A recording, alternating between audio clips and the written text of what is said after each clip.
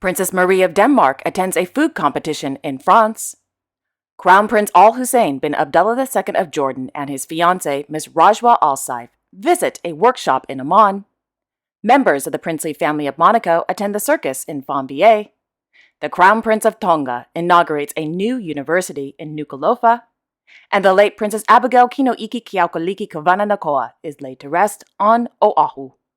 All this and much more coming up next on your Royal Daily News.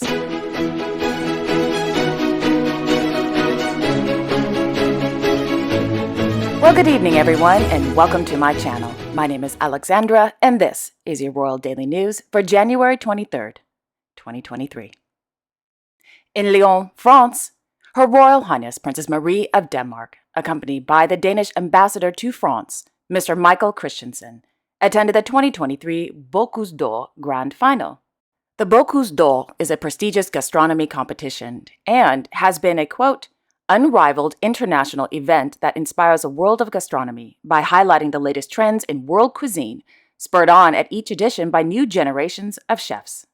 It is also the favorite venue for many countries to promote their cuisine, their local produce, and their chefs, end quote. During today's competition, the princess and the ambassador cheered on the Danish chef, Mr. Brian Mark Hansen, and his assistant, Miss Elizabeth Batson. According to the Danish Royal Court, Chef Hansen and sous chef Madsen were the winners of the 2022 Bocuse d'Or Europe and are now competing in the World Championships. The theme of this year's competition is Feed the Kids, and the chefs must, amongst other things, prepare healthy food for children using marrow and eggs as their base. Last evening in Lyon, His Royal Highness Prince Carl Philip of Sweden attended day one of the Bocuse d'Or to cheer on Chef Jimmy Eriksson and sous chef Tilda Martinsson of Team Sweden. This morning in Stockholm, Her Royal Highness Crown Princess Victoria of Sweden attended a seminar organized by the Folk Bernadotte Academy held at Rosersberg Palace.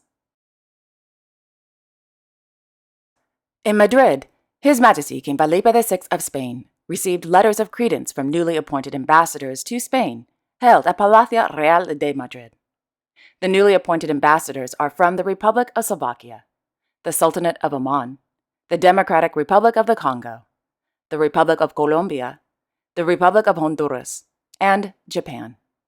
The letters of credence is an official document that accredits a foreign ambassador as the official representative and the highest diplomatic authority of another country in Spain.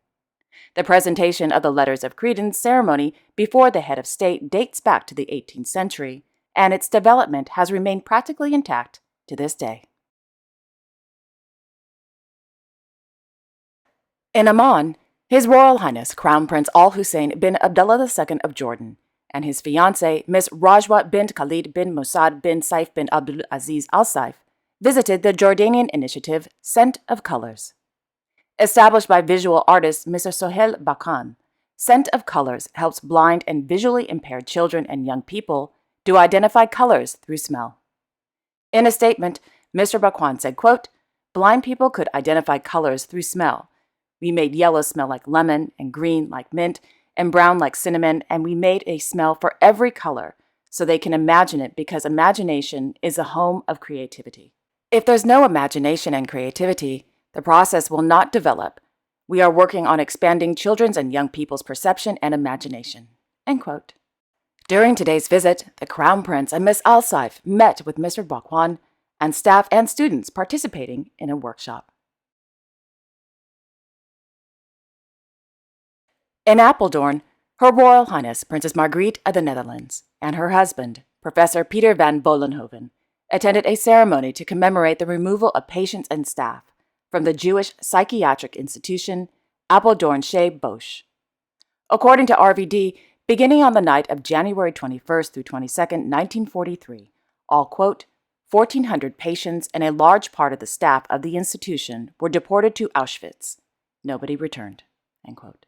Prior to the memorial service, all the names of the victims were read out loud on site of the former Apeldoorn Shea Bosch by relatives. In Paris, Her Highness Hereditary Princess Cleo of Oettingen-Spielberg, along with her dear friend, Mrs. Beatrice Borromeo Casaraghi, and Her Royal Highness Princess Elizabeth von Thurn und Taxis attended the Christian Dior Spring-Summer 2023 Haute Couture fashion show held at the Tuileries Gardens. On Sunday, in Fontvieille, His Serene Highness Prince Albert II of Monaco, accompanied by his children, His Serene Highness Hereditary Prince Jacques of Monaco, and Her Serene Highness Princess Gabriella of Monaco, Mr. Louis Ducreuil, and Miss Camille Gottlieb, attended Day 3 of the 45th International Circus Festival of Monte Carlo, held at the Chapiteau de l'Espace. On Saturday, in Paris, Louis de Bourbon, Duc d'Anjou, attended a solemn mass on the occasion of the 230th anniversary of the death of King Louis XVI, held at the Chapelle Expiatoire. In his social media post, the Duc d'Anjou said, quote, "On this day when we commemorate the sacrifice of Louis XVI, I would first like to thank you for your loyalty. Your devotion obviously finds its source in the memory of the martyr king, who has always been piously honored over the past 230 years." End quote.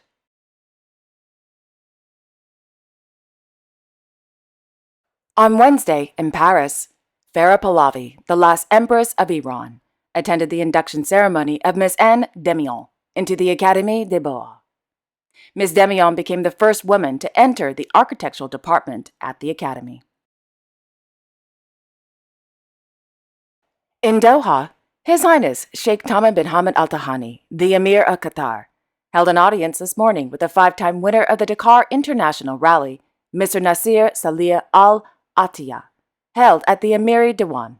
During their meeting, the Emir congratulated Mr. Al-Attiyah on being crowned champion for the 5th time and also praised his sporting achievements, wishing him more success in his sporting career. In Bangkok, Their Majesties King Rama X and Queen Suthida of Thailand participated in an Ancestor and Spirit offering ceremony on the occasion of the Lunar New Year, held at Duset Palace. Meanwhile, Her Royal Highness Princess Avira Vanavari of Thailand took to social media to wish you a very happy Lunar New Year. Quote, "May all your wishes come true in the new year. May you be happy, lucky, and wealthy all year long." End quote. In Abu Dhabi, His Highness Sheikh Abdullah bin Zayed Al Nahyan, the United Arab Emirates Minister of Foreign Affairs and International Cooperation, held an audience with the President of the Republic of Palau, Mr. Sarangal Whips Jr. During their meeting, His Highness and the President reviewed bilateral relations and aspects of joint cooperation across various domains, as well as opportunities of advancing them for the benefit of the two countries. Discussions also focused on the environment and renewable energy. In Nukuʻalofa, His Royal Highness Crown Prince Tupoutoa of Tonga attended the inauguration of the Tonga National University. During the opening, the Crown Prince unveiled a plaque, a billboard, and launched the university's website. According to a press release, the Tonga National University comprises of, quote, 5 faculties delivering more than 50 programs, ranging from certificates to diplomas and 2 degrees, end quote. His Majesty King Topu VI of Tonga is a Chancellor of the university.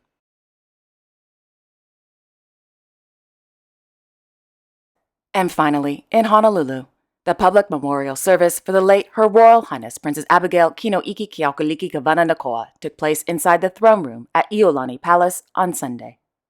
According to KITV News, over 1,600 people throughout the islands came to Iolani Palace to pay their respects to the late princess. At 1:30 p.m., the hearse carrying the coffin, made of koa wood, which was sourced from a tree that used to protect indigenous nene birds on the Hawaii island, and is engraved with the Hawaii crown, the Hawaii coat of arms, and the Kawānanakoa family crest on top, slowly made its way towards the palace. Quote, "As a descendant of Hawaii's ali'i, a genealogy chant and traditional Hawaiian wailing were performed. An honor guard of law enforcement officers carried her casket up the front stairs of the palace." End quote. Once inside the throne room, the coffin, watched over by the late Princess Abigail's wife, Mrs. Veronica Kawānanakoa, and 2 kahili bearers, remained there until 8 p.m. This morning, the late princess was laid to rest at Mauna in Nukuʻalofa Valley. 200 guests attended the private funeral service, including members of the Kawānanakoa family, representatives from the Friends of Iolani Palace, representatives from the Hale Na'ali'i, dignitaries, and the Maori king.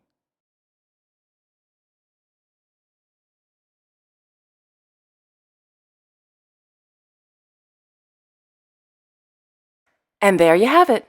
Thank you all so much for watching. I really appreciate it. I will be back tomorrow on Tuesday, January 24th with all the latest royal news. Until then, I wish you all a wonderful evening and a great day tomorrow. And also, I'd like to apologize for not uploading a video yesterday, but I was kind of busy. Well, sitting in front of the TV. I was watching the Eddie. It's the Eddie Aikau Big Wave Invitational. It's a prestigious surf contest that happens back on Oahu on the North Shore at Waimea Bay. And it only happens when the conditions are good. And well, the conditions were mind-blowing, to say the least. 50-foot to 100-foot waves. And so, yeah, I ended up watching that and having a great time. So I didn't upload a video, so I apologize. Anyways, I'm rambling. With that being said, again, have a great evening, everyone, and I will see you all tomorrow. Okay, bye-bye.